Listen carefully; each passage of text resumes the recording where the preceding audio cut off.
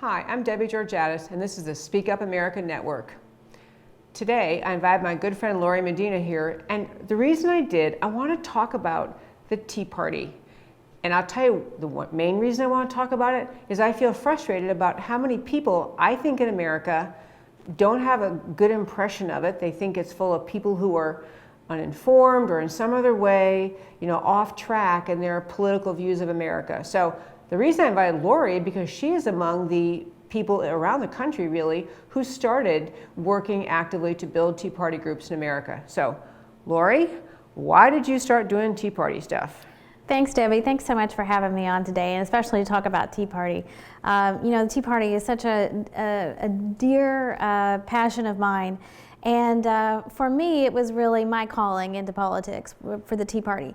And when you talk to many people who are conservatives that are active in politics today, they'll pretty much give you the same story, that this was their calling to be involved in politics and to stand up for America, to really speak up for America, as you say often. Yep. I think we all got to the point in American politics and just in what was happening in America in general, is that in the past we had all looked to politicians or supposed leaders to lead us out of this morass that we were in. And I think it finally hit me. It was February 27, 2009, the first day of the... Remembers the date. Oh, I do, because I was there. And that was, to me, the idea where I felt like if somebody was going to do it, I needed to do it.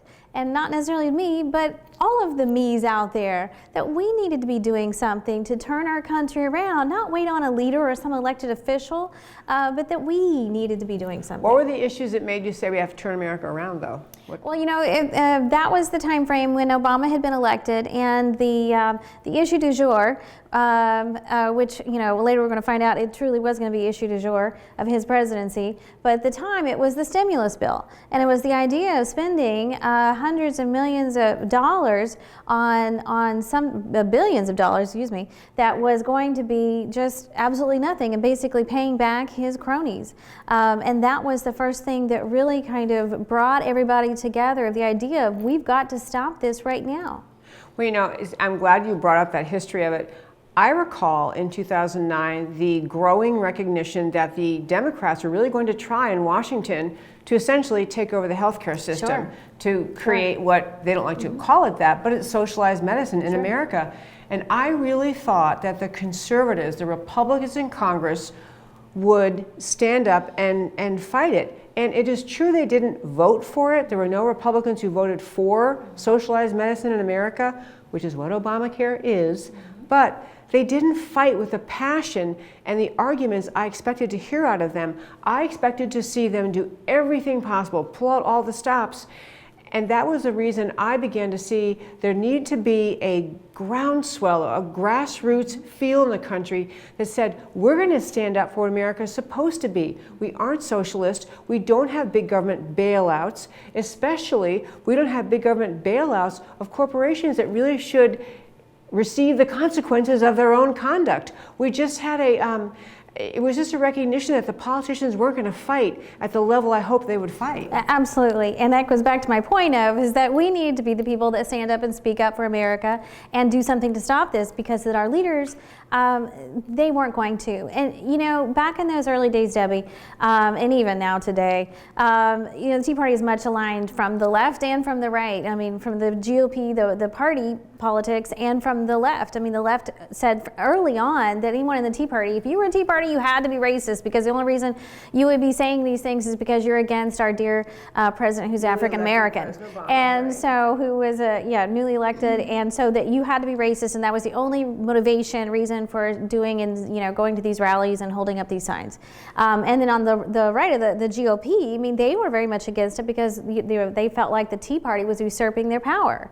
I mean, it was a dicey place to be there in the middle, and there was really nobody protecting us. We were being hit from both sides, early on, and for many years to come. We had no idea, but it would be for many, many years we would be attacked. Yeah, I was going to say on the subject of the line that you hear so often, it is the way the left fights many things in America. If they don't have an answer for the issue, they say, well, you think that because you're racist. Well, I remember in the Tea Party, the 4 people I mostly helped to get speaking engagements supported, encouraged, or at least was aware of, the 4 really among the most popular Tea Party speakers were 4 African American conservatives, black conservatives.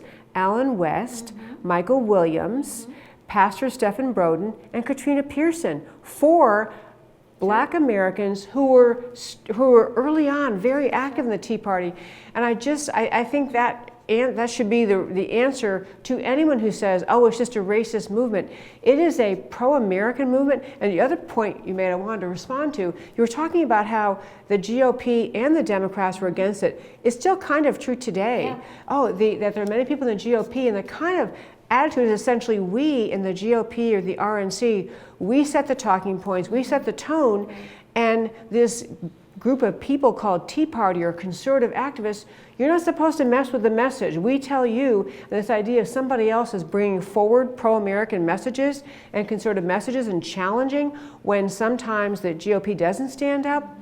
It continues to be a source of tension between the GOP and really the Tea Party. Well, it's exactly right, Debbie. And early on, I was asked to speak at many GOP clubs that were sympathetic but very leery of the Tea Party. And so I was asked to speak at many clubs to really just kind of explain the whole thing. And in a very nice way. I mean, ultimately, what I would tell them is the Tea Party has filled this void because the Republican Party is not doing its job. I mean, that's really what it was. If the Republican Party were doing their job, there wouldn't have been that vacuum, and these people wouldn't have had to step in and try to be involved and try to change things in America like we did. Yeah. So, I mean, that's the sad truth of the whole thing, but I mean, it still holds true today. It does. Well, you know what? Lorie and I could probably talk about the Tea Party for hours, but I mainly wanted to create this video today to dispel some myths, to speak a little bit of truth about the Tea Party in America today. The Tea Party people that we both know are college educated, they're family people, they're hardworking Americans who just want to feel like they are sending a message in an organized way to Washington that we would like to hold America to its founding ideas. Well, this is Debbie Georgatos and the Speak Up America Network. Thank you for tuning in. I hope you come back often to Ladies Can We Talk.